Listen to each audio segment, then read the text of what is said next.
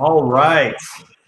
So we are going live from Pitch Investors Live with Pitch the World, then with no other than Brock Pierce. Brock, how are you doing today? I'm grateful. Glad to be here. Thanks for having me. Yeah, this is going to be super amazing. So guys, we're going to go ahead and share this in a couple places. If you're watching this, make sure that you're going to share this on your walls, into your groups. This is a huge conversation. There's some big updates that Brock is going to give us. You know, he's actually running for president. He is a tech innovator. He is one of the guys that basically put up the vision for everything that is happening in the blockchain and crypto space. He is part of dozens of different projects, whether founder, advisor, and he has basically paved the way for amazing things in the technology landscape in general. He was actually one of the individuals that really inspired me when we were getting into, with Pitch Investors Live, getting into the whole entire ecosystem with cryptocurrency, with the blockchain space. He was one of the visionaries that actually inspired me. So hopefully from this conversation, you guys could get inspired, because if you haven't heard of Brock Pierce, guys, you need to know who he is, what's going on, do some background on him, and hopefully this conversation is going to give you a scope of what's happening and why he's even running for president and why technology is very important for the future of everything that we're doing. So Brock, very glad to have you, super excited. Can you tell us where are you tuning in from right now? So I live in Puerto Rico, and I spent most of the quarantine, and I spent the first half of the year largely in Puerto Rico. But as part of running for president of the United States, where I'm out of Puerto Rico, I'm in Los Angeles right now. Just moved into a new sort of campaign headquarters this morning. It's a very Victorian sort of Los Angeles cottage. It's, with the big pillars, at the front. I mean, it kind of looks like the White House in some ways. And it's an interesting house because it was built in 1913, the same year as the Federal Reserve. And this house was made very famous by a movie called Rebel Without a Cause, a very famous James Dean movie from the 1950s. And in some ways, I like to think of us as rebels with a cause. And so excited to be in this this new space. And then also, I just bought a campaign headquarters in Washington, D.C. There'll be some news on that space, and it's iconic. It's legendary. It makes it's a powerful statement. And some news around that will be out in the next couple of days. Oh, I can't wait. I can't wait. So amazing. So people are starting to tune in. Guys, if you guys could do us a favor, tell us where you're tuning in from around the world. Let us know, where you are at, and let's go ahead and get right into it. So, one of the biggest questions I think by far that everyone wants to know, this is very recent news, and it's really big, this is something really big that just happened. So please tell us. I know everyone's antsy to hear this question right now. Why are you running for president of the United States, Brock? Well, I'm concerned about our collective future. I look around and I see a nation divided. I look around and I see a lot of polarization, in our partisan politics, where the left and the right are really at odds in a very us against them, sort of fashion. I see existential threats, not only to our way of life, but our existence as a species. And I'm a father of 2 young girls, and so I really worry about what kind of world are we going to leave for the next generation? And will there even be a world, for humanity, for the generation that follows that? And so I've been aware of these problems, like many of us, watching, society move forward. Well, not move forward, I guess, is probably probably better way of putting, but watching what's happening. And I've been looking around going, okay, when are these sort of like superhero types going to show up and like save the day?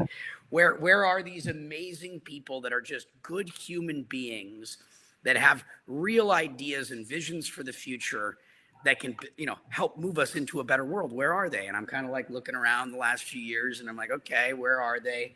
And then leading up to this election, it's like, all right, I guess since nobody else seems to be standing here right now, I guess I will play my part and do what I can. And again, this isn't about me. This is about all of us. And when I say all of us, I mean all of us. What happens to you is going to happen to me. We are truly in this together. We are us and we are them. Wow. And the future is going to happen to you or with you. This is our 11th hour. This is our defining moment. Now is the time to act. The future is what we make it. If enough of us rise up and choose to get involved. And it's not just about me running for president right now. It's going to be many others of us that have transcended partisan politics to find and reunite our nation, running for positions in Congress, Senate, local, state, national positions. We don't need to become a huge part of our government to influence and steer the ship that is our government. And what has served us in the past, which I'm grateful for, thank you to our forefathers and foremothers and the legacy systems that have gotten us here. But those systems of the past, those legacy systems are not going to be what takes us forward. And something new has to emerge. And hopefully this movement, this message turns into a movement that engages and involves many, many, many of us and reminds us that our voices matter and that our voices count. And especially if the youth wakes up to this fact, 50% of the population of the planet is under the age of 35. When the youth of this nation, Generation Z, or as I like to call them, the Z-bellion starts, will happen when they recognize that they are the sleeping giant in this country. And when they wake up to the power they have, we have the ability to literally fix everything right now. I mean, in terms of what's happening politically, we can end this debacle of partisan arguing when we have everything at stake. So hopefully we, basically bring more people to the table. I believe this campaign is going to cause more young people to register to vote and vote than we've ever seen before, if we can get this message out far and wide enough. All right. Amen. That's a powerful message, Brock. One of the things that I heard you say, and I've seen this a lot, is the polarization. I would say in 2020, I love behavior. And one of the things that I've seen more than anything is such a polarization of our society, in the United States of America, even the world itself. And we're seeing this in politics big time, and the two parties that stand out, obviously Republicans and Democrats. And now basically you're coming into play here as an independent party, correct?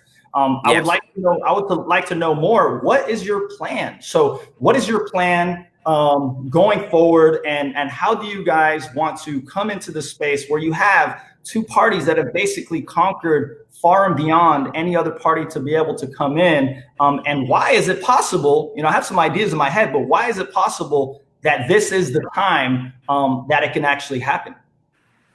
Well, I think the American people, we've never been more ready for change. We've never been more ready to basically start thinking for ourselves and not to just blindly follow, call it a party line. I think more and more of us are waking up to the fact that that's not serving us and it's not working for us. And technology, and remember how things used to be in this duopoly, in this two-party system. You had left media and right media, and so we were being programmed to walk one of two paths, or two sides, two different sides of the same coin. Technology, and the internet is allowing us to have these conversations. It's allowing us to get a message out, and there's a large number of people in this country that do not feel represented by the partisan political system. A majority, probably, of our country doesn't feel represented by that partisan system. And so that, call it base of people not feeling represented, is big enough at this point for something new to truly emerge. There's never been a better time. And that's only going to become more so with time. You know, in 2022, in 2024, I spent my 20s building things inside of virtual worlds, building industry in the virtual world. I spent my 30s, you know, taking those same lessons and applying them to the analog or real world. And I'm 39, I turned 40 in November. And so the next decade and beyond is devoted to civil service. And so whatever happens in this election, I'm not attached to the outcome specifically. Whatever happens, I'm not going anywhere. We are in this together. Yes, aho. Yeah, we have a lot of people as a whole. Here. So true. Yeah. So one of the things that I believe that can really shift stuff. So one of the things I love to talk about is exponential change. So I would love to hear, and I know entrepreneurs would love to see this because we're seeing massive shift happening on the planet faster than we ever imagined.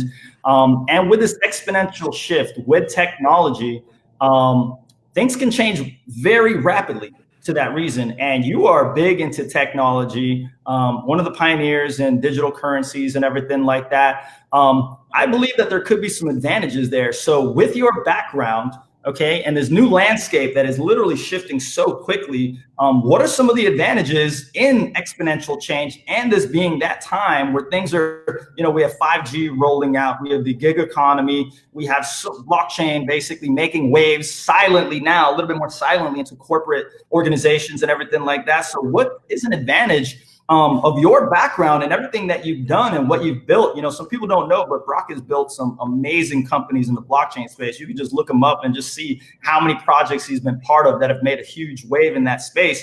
But what could be some of those advantages, you know, that you guys have coming into this election, utilizing technology in a much different way than I'm going to guess than some of the current candidates right now?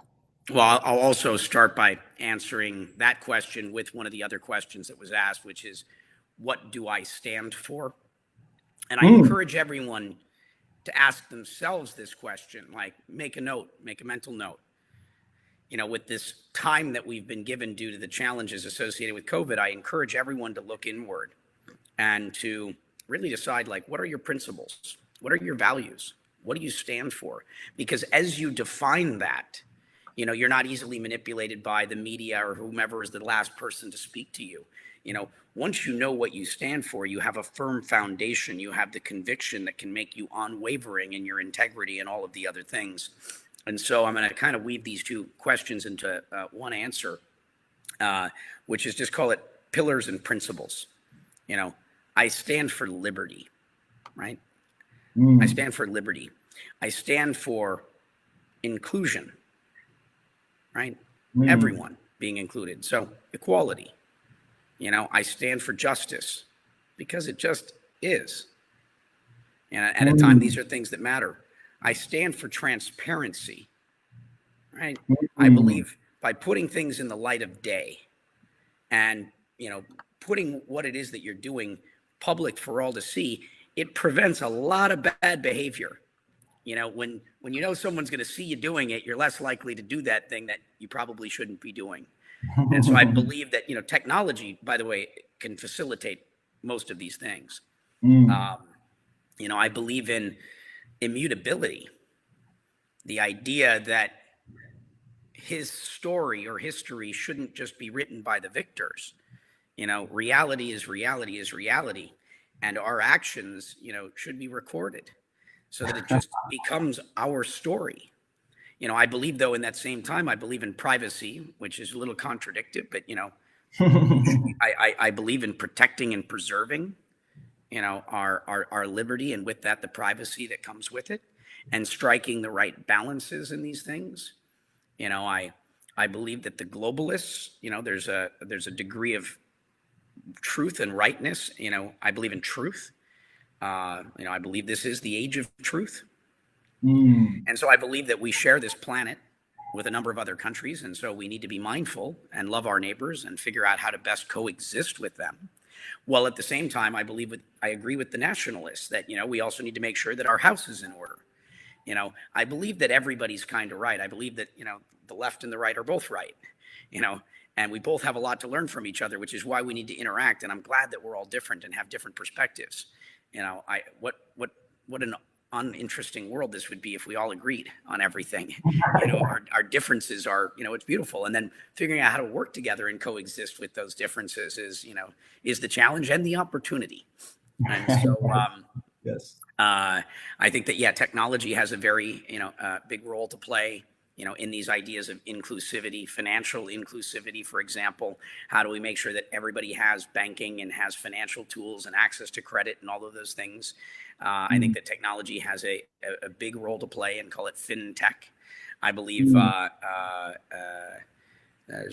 believe that voting is another system that can be impacted by technology. You know, one of the problems we have is that most people in this country are not participating. So how do we get them to participate more?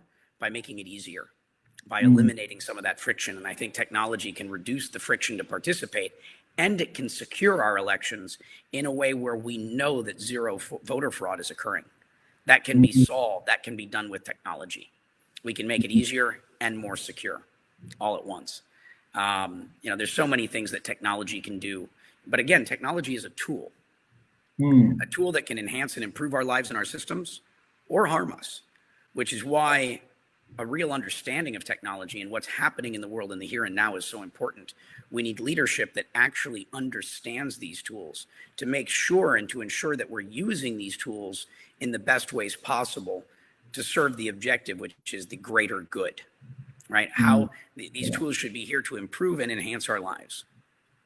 Wow. Yeah. Amen to that. So one of the things I remember seeing a video from the early 90s, and I'm trying to come up with a name, but basically it was a great philosopher, right? So I love philosophy. And one of the things that he said, this is in the early 90s, mind you. Okay. And one of the things that he said was basically that he was able, and I think we lost Brock for a second. Let me wait till he comes back, because connectivity issues. He'll be able to pop back in here in a second.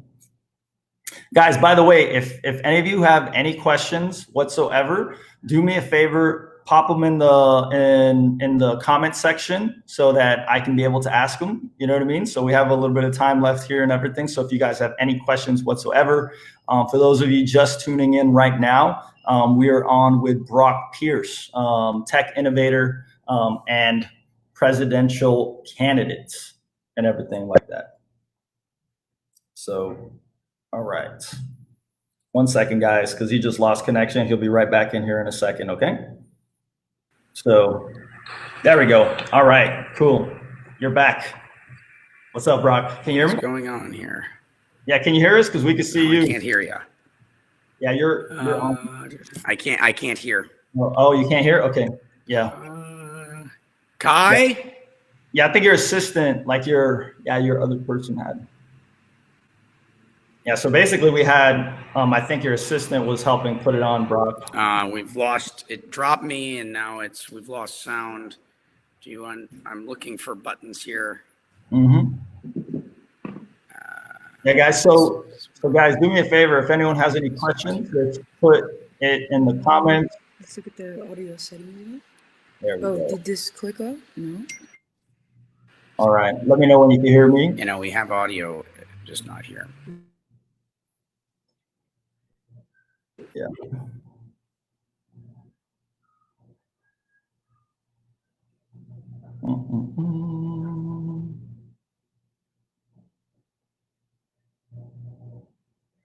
All right, guys, so give us 1 second. Here we go. Let's see if we get blocked up. We don't have audio again. No audio? You didn't do anything previously, I don't see. Yeah, there was no audio at first, and then it came on. Oh, yeah, you can hear you. Yeah, they can hear me. We can't get it. There's no audio coming through to us. Yeah. And if you want, just turn the audio on there. Just as long as I can hear from some device, we're good. If they can hear me, I need there. We're good. Or hacked. Perfect. Or hold on. Not live.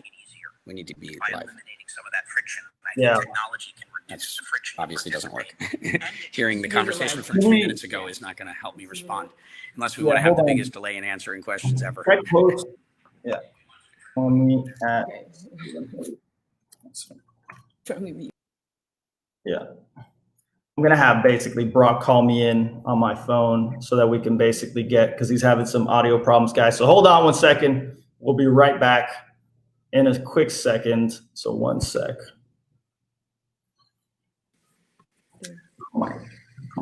Check the chat. Check. Yeah, can you guys hear me or not yet? No, they can hear us. That's not been the issue. I'm just going to restart Safari. Quit. Yeah.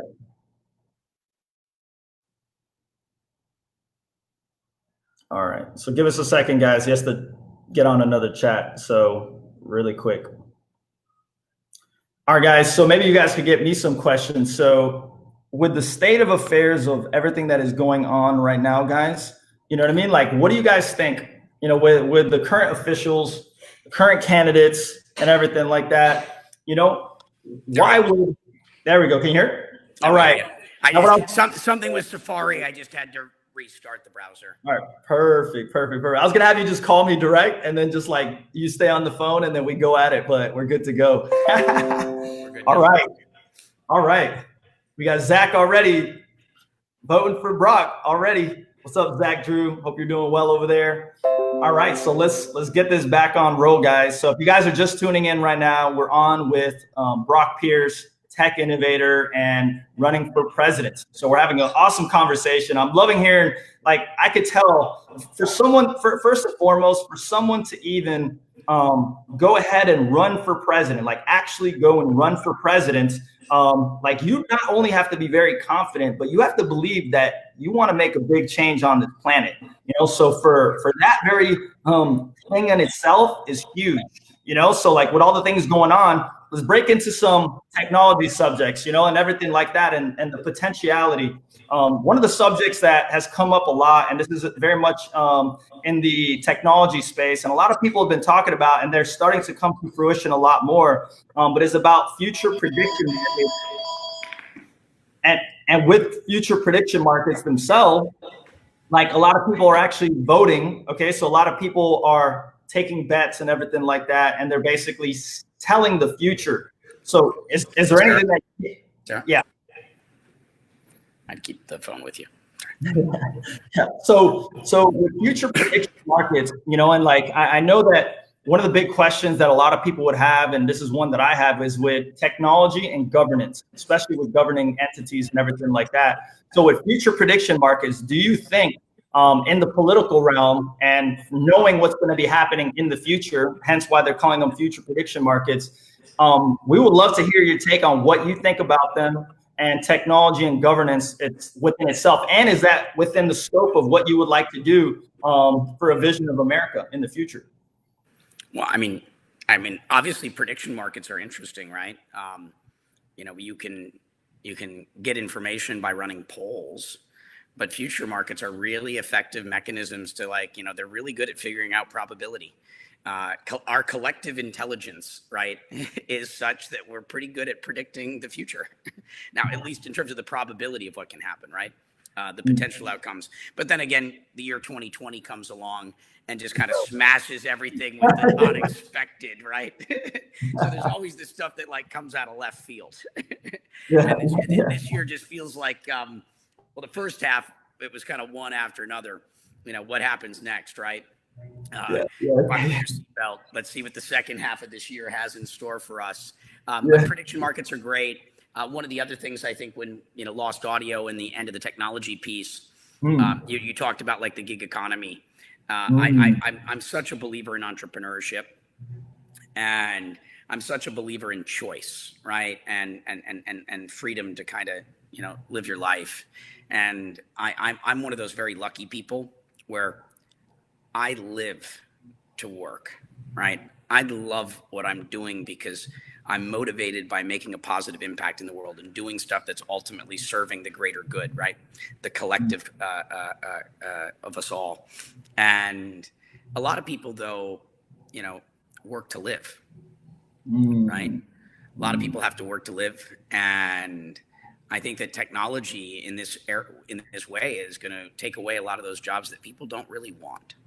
And what happens through that process is people are going to be given the freedom to really start to think about, what do you enjoy doing? There's this Japanese term that I used in a lot of my speeches called ikigai. And the ikigai is a Venn diagram where it basically says, what am I good at, right? What am I passionate about? Like, what do I love? And what does the world need? And at the intersection of those three things is kind of finding your life's purpose. And it doesn't need to be static, right? But figuring out what you love doing, what you're good at, and what helps others. I dream of a future where, we all have the freedom to be more entrepreneurial. And if your dream is to go do X, Y, or Z and build this thing that you can go work your own hours as an Uber driver or whatever it might be, not necessarily as your long-term sort of career objective or what it is that you want to be doing, but to have the flexibility and the freedom to earn that supplemental income while you work on the pursuit of your real dreams, the things that motivate you. Because when you love what you're doing and when you love it, you're going to get good at it generally. And once you love what you're doing and you're good at it, it's not going to feel like work, right? Because you're just, you love what you're doing, and then you're going to become great at it. And if it's something that ultimately serves the betterment of everyone, right, you're going to make the world a better place through that process. And if enough of us start operating from this place, this perspective, we really can create that beautiful future that we all want to live in. And so I believe that the future is in, entrepreneurship and freedom and, choosing the things that make you feel good. And I'm really optimistic as dark as it feels right now. I am very optimistic about our long-term future. It's the short-term, where we really have to make a lot of change, but it starts with, stepping up, signing up and saying, I'm going to become an agent of change, right? I'm going to be a participant in this process. I'm going to participate in creating and supporting, a better future for all of us. And that will happen when enough of us rise up and stand up with a shared belief and a shared vision, and willing to take a plan, create it, and put it into action, right? To start walking down that path. We can do this. We can. Wow. We really can do this. But, we have to have that belief and faith and confidence in ourselves, to get up and do it. Yeah. No, amazing. And I'm glad that you're tapping into the entrepreneurship. And one of the things that I resonate with definitely is, in the future, a lot of people are scared. So there is a lot of people that are actually scared of technology. They heard all these predictions about 2025, we're going to lose 40 to 50% of the job force. And actually, they said that a few decades ago. And what I resonate with you, and I'd love to hear your perspective on this a little bit further, is that will shift people into more of the creative, jobs, into being able to do more of what they love and be able to tap into that true purpose. Aristotle actually called it telos, right? So it's basically the end to the mean, and basically what your values are. And in essence, it meant your value system and purpose. Okay, so do you think that that's where we're headed, instead of the very archaic schooling system that we have today? For all these young individuals that they're loving, more people are tapping into entrepreneurship. So as we get further into, the mid 2020s, into the further late 2020s, I mean, is that what you're seeing happen? Like, what would be happening with jobs? Like, some people are very afraid of it, or is there a shift into things that people would actually love to do, because more of the mechanical jobs are going to be basically outsourced to robots? Yeah, so I believe that is what is happening. And the process, this transition phase, right, is going to be very difficult, because what we were doing yesterday, we might not be doing tomorrow. And at first, that's going to be a little scary. But in the end, as we go through this process of reskilling, and really choosing what we want to do, most people probably don't really feel like they had a lot of choice in the life that they're leading. Right? It just kind of feels you got thrown into this and you're kind of going through life, going through the motions. And, one of the beautiful things that COVID has provided us is a moment to stop and reflect and say, is this what I want to be doing? Is this serving me? Right? And I really encourage, again, people to look inward and to ask themselves all of these questions, because as we better ourselves individually, we better the collective, collectively. And so,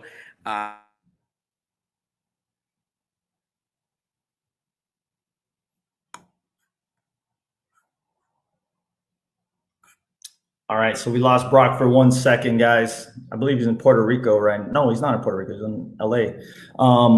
So I'm getting a lot of questions here, guys. There's a lot of questions that are starting to pop up and everything like that. So I'm going to try to see if we can answer some of those questions coming up and everything like that. But I'm seeing some really good ones popping up in here at the moment. There we are. Literally, we're in a new headquarters as of this morning. The internet was installed about 40 minutes ago. So I'm not sure if this is an internet connectivity issue on our end or my laptop's having an issue. Please forgive me. Technology not quite serving me in the way that I would like, so that I can be of greatest service to each and every one of you. Thank you for tuning in.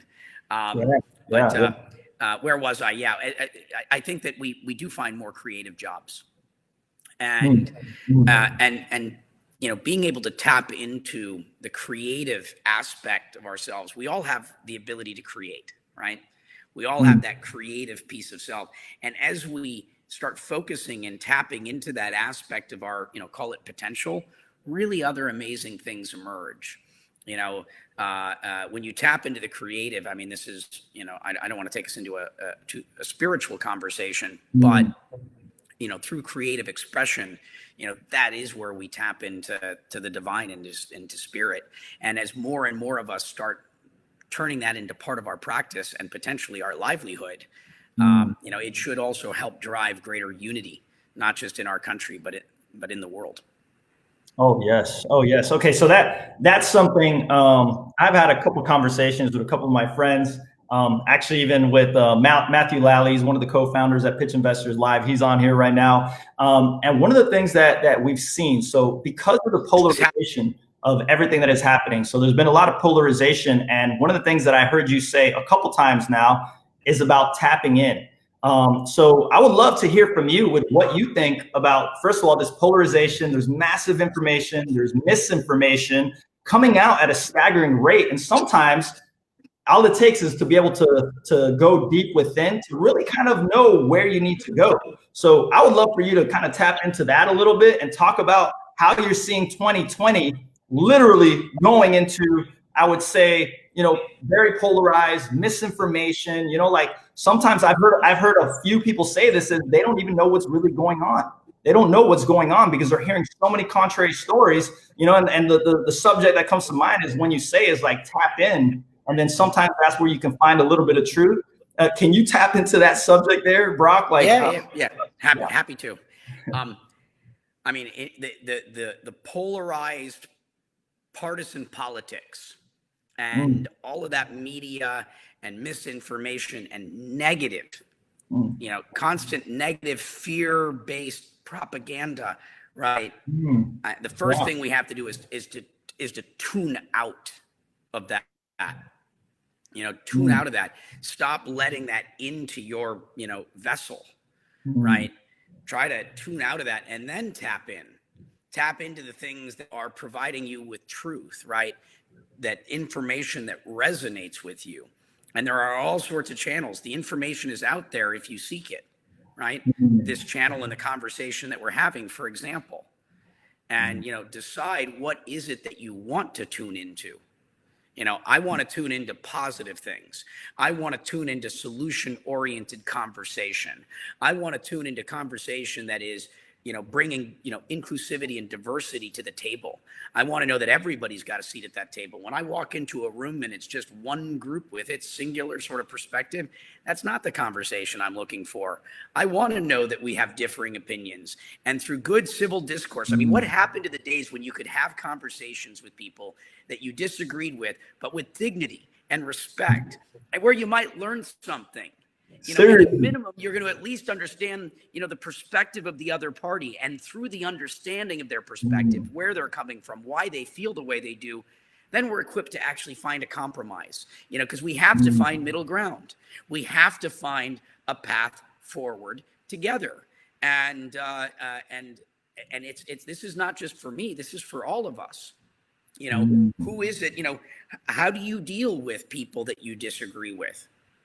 Do you honor them with a platform to speak their truth, you know, that might be different than yours? And if you believe these things, then, you know, put these things into practice, because real change is only going to happen when a large number of us put this into practice. We don't have the power to change anyone but ourselves. But through the bettering of ourselves individually, we have the ability to inspire everyone else to be their better selves. And so together we do rise. Rising tides raise all ships.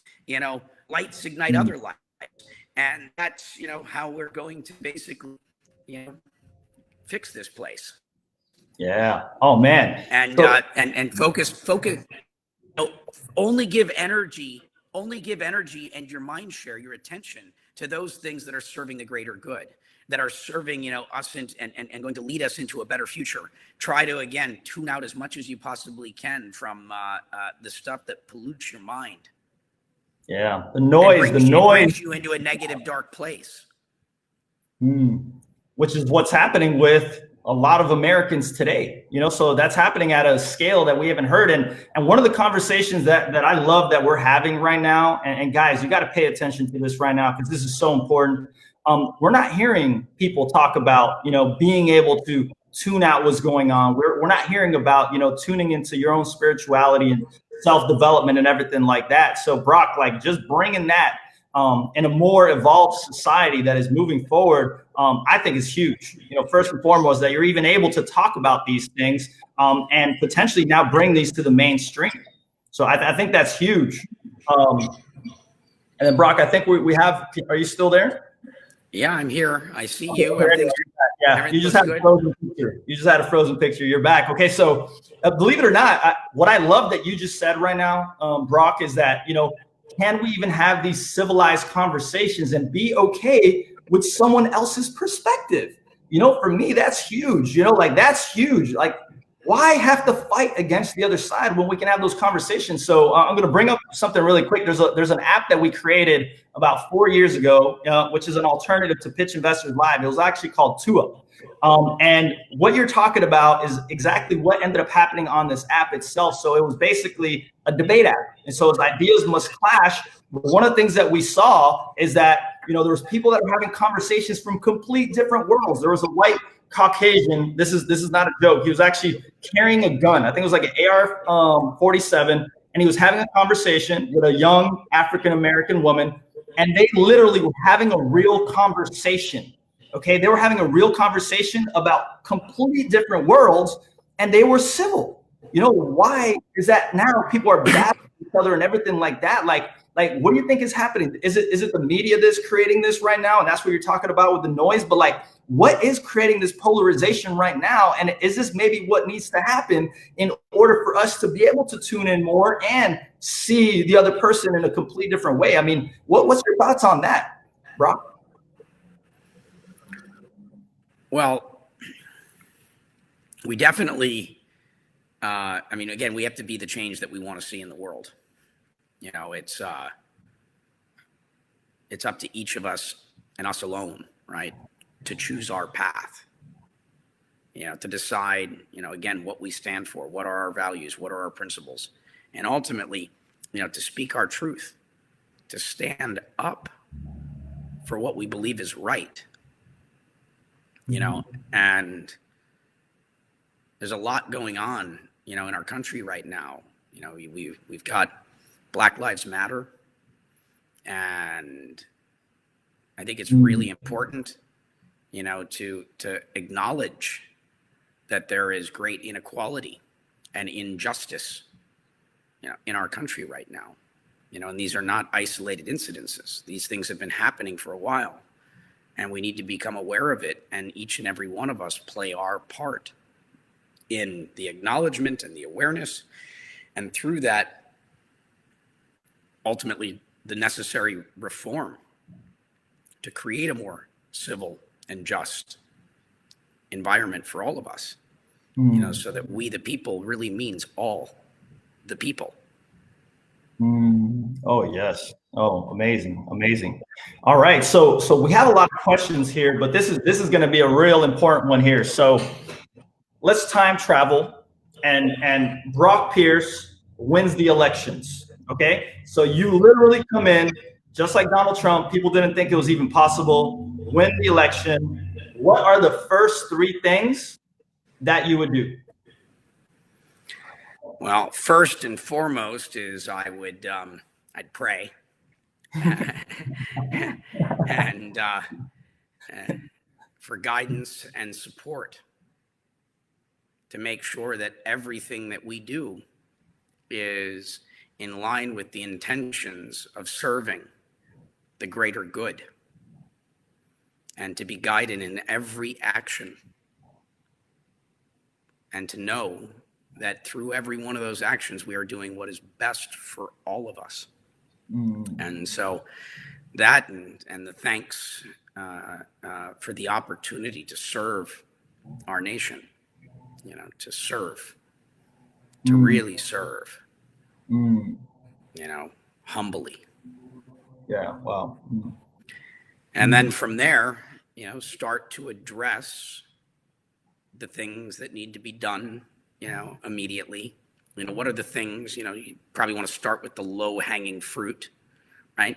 What are the things that you can do very quickly that create immediate positive impact in our nation?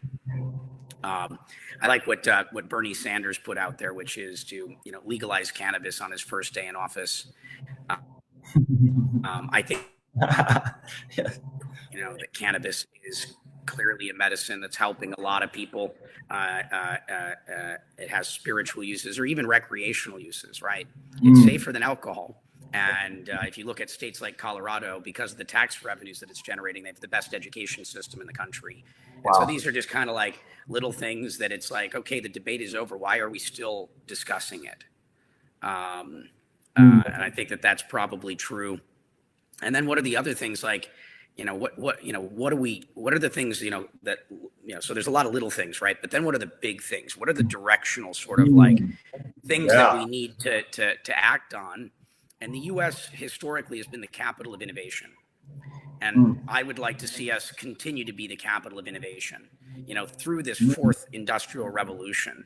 I would like to see America be, continue to be one of the biggest beneficiaries of that, right? And to be a light, to be a bastion of hope for the rest of the world, to show the rest of the world, this path forward.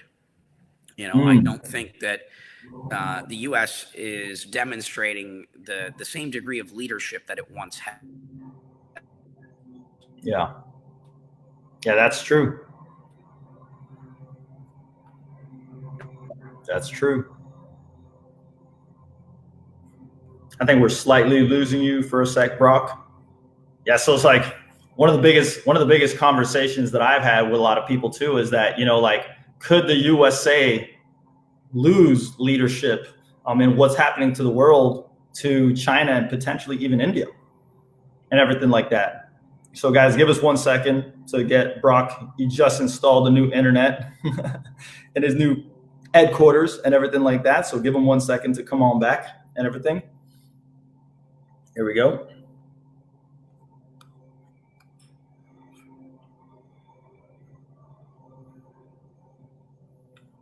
Yeah, Zach Drew, you have some good questions here about regulation and everything like that, right? So that's a huge question that a lot of people have about regulation in general, especially when it comes to new technologies. And I believe, and obviously you may want to hear from Brock. Hey, there we go, Brock. All right. Yep. So we have Brock just installed his internet a little while ago in the new headquarters and everything. So there we are. We're back. Hey, you know what? There's beauty in technology, and one of the biggest lessons that I learned is that you can't have one side without the other. Just like you can't have the hero without the villain, you can't have the villain without the hero. You have both sides always. So technology is exactly the same exact thing. So giving us a connection point here, and then at the same time, going to have the other side pop up. All right. So let's see if we can get Brock back.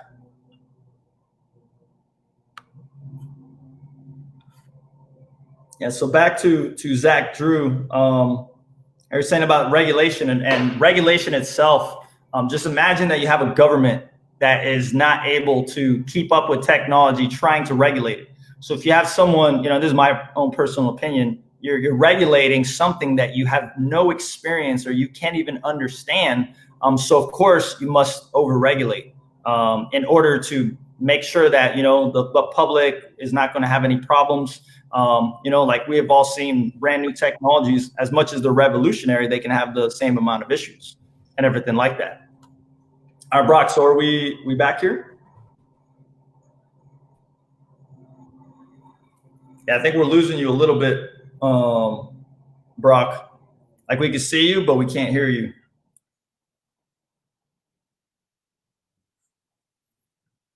All right, here we go. We have some, I'm gonna talk to you guys for a minute while Brock gets his internet going. So the regulation question to me, it's like, you even us, there were some technologies that have been taking us a lot longer to launch because of there we are. All right, there we go. I switched browsers. Maybe that's going to help. We have a 1 gigabit connection, so I mean, I don't understand what's going on. We'll troubleshoot it in the next hour or two, I'm sure. No, you look a lot better now too, so it might be the browser. I mean, today it's like, as much as technology helps us, it also has a lot of issues. I feel like in the last 3-4 years, like technology has had so many glitches and issues and everything like that compared to what it used to. And it's just because we're moving so quickly, right? And everything like that. So, all right, cool. So is there anything else? So let's take a look at the bigger picture before we go into a few questions, because we only have about 8 minutes left here. So would you say, what would be one of the biggest, or a couple of the biggest things that you believe that we need change? I know you were tapping into one right now. Yes, so I was talking about the role that the U.S. has played as a call it capital of innovation. We stay that way through this fourth industrial sort of revolution. Really investing in future infrastructure, creating highly skilled sort of jobs. I'm a big believer in investment into infrastructure. Instead of these giant government bailouts to big companies, I would have much preferred to have seen massive investment into infrastructure. Because that money would have ended up in all sorts of hands. But when it's all said and done, if you've printed all this money, you at least have infrastructure left behind for the next generation, not debt. And so if we're going to be, indebting ourselves, let's please make sure that we're investing in our future with it. Oh man. Yeah. 100%. And so these are just kind of big macro, which is like, how do we make sure that we are equipped for the future that we all want to live in? And, what is the new industry? What are the things that, we need to support? Oh, yes. Yes. 100%. So a couple I've seen this question come up. Let's go. We're going to tap into some questions because we're getting so many questions, guys. So sorry, I can't answer. We're not going to be able to answer all these, but I'm going to go with a few that I've seen pop up a couple times. And this one is quite interesting. So I've heard a couple times that people talk about, and I talked about technology and governance. So the first thing that pops up in my mind, and I see it pop up here, is DAOs, so decentralized autonomous organizations. How far do you think, if it's even possible, I would love to hear just your opinion, and people are asking about this, how far are we from this actually being implemented? Is this something that you would want to work on? And would we have a much more efficient government if we did have decentralized autonomous organizations being able to hold together, let's say, government and acting much faster and everything like that in this type of technology?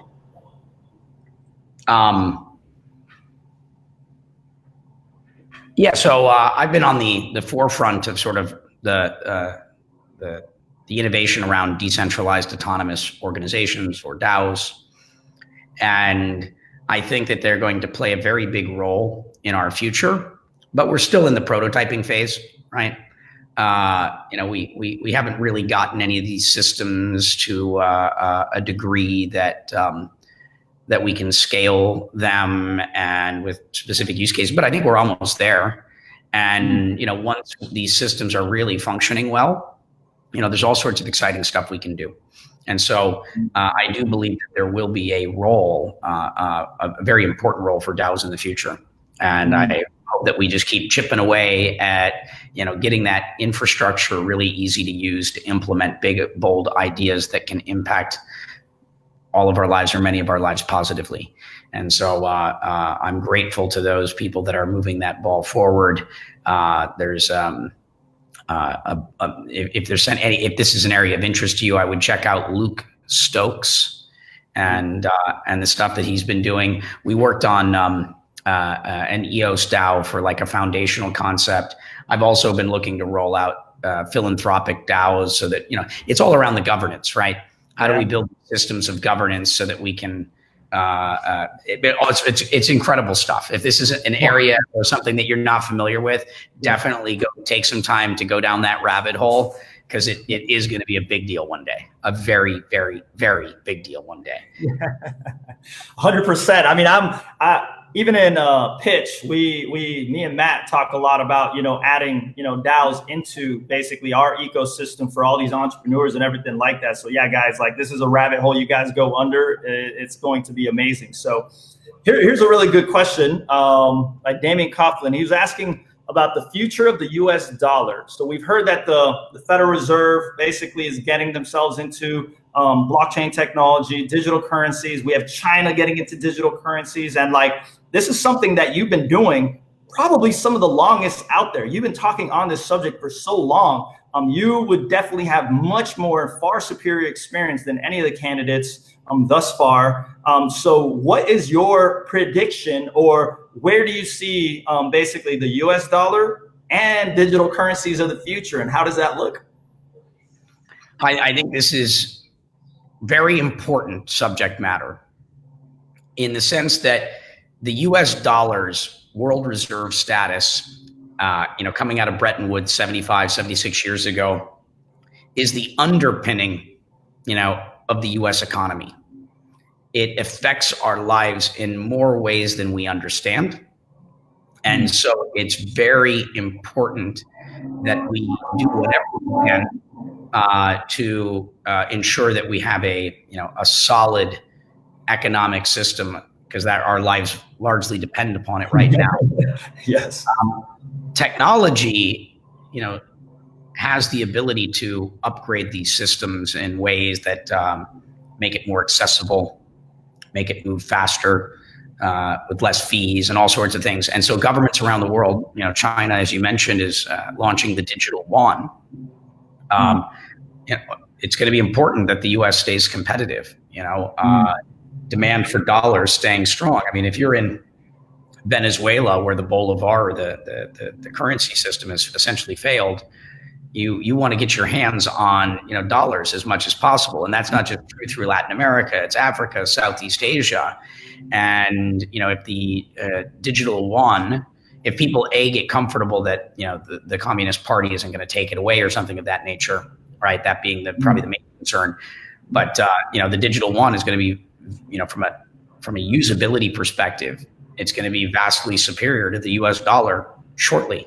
And long term, that could be, present real challenges. I think the U.S. dollar is, at risk. It is under threat right now, and we definitely need to be looking at what are the things that we can do to ensure that stays competitive. And it's not a clear answer, right? Should this be done by the Fed? Should this be done by the Treasury? Should something be done to the existing U.S. dollar? Should we create a new instrument? How does this? How does it affect Treasury bonds? Treasury bonds are that system. There's a lot of conversation that needs to be had, but I do believe that having that conversation is imperative. We do not want to wake up one day and have our economy failing because we failed to pay attention to what the rest of the world is doing in terms of utilizing technology to upgrade its monetary sort of systems, its financial systems. Oh, big time, big time. One of the things that pops up for me. So one of my mentors is Dr. DeMartini. I don't know if you've ever heard of him before. He's a big behavior expert, performance expert. One of the great sages, I would say, of our time. He's almost like a Socrates, Plato, Aristotle. And I remember having a conversation with him. And, I was talking about, blockchain technology, technology of the future when we were building, pitch in the very beginning stages. And one of the very important things, and he helped support some of the biggest names, politicians around the world. And one of the things that he told me, and I want to know your take on this, is like, and seems like this is exactly what you're doing, which is exciting about why you're running for president right now. Very exciting. As that he said, don't try to go against the system. He says that you have to work with the current system. And that really like held a lot of weight for me because, you know, I was like, you know, coming from him, like it's sage advice, like this guy's going to be known for hundreds of years from now. And most people don't even know who he is. If you haven't, Brock, if you haven't looked him up, or if you don't know who he is, you would love him with the philosophies that you have. And what resonated with me is like, you know what, like if we wanted to make change, you have to make it from within. And that's kind of what you're doing right now. You're not going up theoretically against the system. It's like you are now getting into the system itself to make massive change. Can you touch on that? And I know you got to go after this and everything, but would you mind talking about this? And we'll have one more question for our audience, and just want to hear this one, because this is some major stuff you're doing right here, Brock. Yeah. I mean, that's exactly what I'm doing. If you really want to change the system, you know, it's best done from the inside. And there's probably no better position to do it from than as President of the United States of America. Yeah. But it takes all of us, right? It takes a bunch of us. It takes a very large number of us getting involved, saying we want real change. And it requires a lot of us having the courage, you know, to stand up and to actually step into the system. And so I'm really excited for this election, obviously, but the next election in 2022, and see if I've inspired anyone, right? If these actions and what this team is doing inspires people to get involved, because if we want to fix this place, it's going to happen from, you know, inside. You know, it needs to be done, you know, in harmony. It needs to be, you know, the old and the new have to come together and, again, find a path forward in the same way that the left and the right has to come together and find that path forward. You know, it's about reuniting, you know, our nation so that we can find our way out of this mess. Oh yeah, big time, big time. I'm glad to see like a very technology oriented and someone that a lot of people look up to are doing what you're doing. So this is going to be the last. We're going to make one last statement. I would love to hear. So we have a lot of entrepreneurs, businesses, investors that are listening right now. We have a huge base of entrepreneurs. So what's the message that you would like to give during these, some people call them catastrophic, but also very potential times? What's the last message that you would like to give out to everyone before you have to go here, Brock? Yeah, just if you're not happy, or if you look around and you see what I see or feel what I feel, let's do something about this. We can create the future we all want to live in. You know, make sure that you're registered to vote. You know, the future is going to happen to you or with you, but it's going to happen. And so let's make sure it's the future that we all want. Let's make sure that we're consenting to the future we all want to live in. You know, let's make sure that we stand up. Let's make sure that we rise up and get involved. You know, now is that time to act. We are the majority. The political polarized system is the minority. We have everything we need. We just have to stand up and do it. And so if you feel like we need change, real change, you know, if you feel like this nation is divided, if you feel like it's polarized, be part of the solution, which is to transcend partisan politics and become part of that group, that very diverse, inclusive group that is going to figure out how to do it together, because we are in this together. Sign up to help in in whatever way you like it. www.brock.vote. Let's Brock the vote. All right, guys. So Brock, obviously everyone could go to brock.vote. Is there anywhere else that people could follow you and know more about you? And where can people learn more about Brock? Yeah, I mean, Twitter at Brock Pierce, Instagram. Be careful on these platforms. There are a lot of scammers that impersonate people such as myself to try and, I will never, you know, send you a direct message and say, invest in something ever. I'm never going to ask you for money. You know, if you want to donate to this campaign, great, but I'm not going to be hounding you and chasing you and saying, invest in this and promise you returns. These are not me. There are scammers out there. So please beware. And especially on Instagram, but it's at Brock J. Pierce. Make sure it's the verified account. But you can You can find me on YouTube and otherwise. I try to distribute this message as broadly and widely as possible. And so thank you again for the opportunity to be here. I want to play around more with this system. I like how the comments come up. Oh, this is Be Live. It's amazing, and like having you on here and being able to post the questions and seeing what you're talking about, it just makes it more interactive and everything like that. So it was really amazing. And having you, Brock, we would love to have you back. I mean, this was amazing. There's so many questions and everything like that. I wish we could have got back to all of them, but people are excited. People want to know more. You're bringing technology into a landscape that really needs it. And, like for me, this is amazing to see like another person come in with this level of knowledge and experience and everything like that. It's just exciting to see this play out. And, like definitely a big support system coming from us. And I hope you guys follow just to see more about what Brock is doing, because he's making big moves. And Brock, we appreciate you. We know you have so much going on right now. So thank you for tuning in and inspiring a lot of people. We appreciate that a lot. Thank you for having me. Yeah. Have a great day. Thank you for tuning in.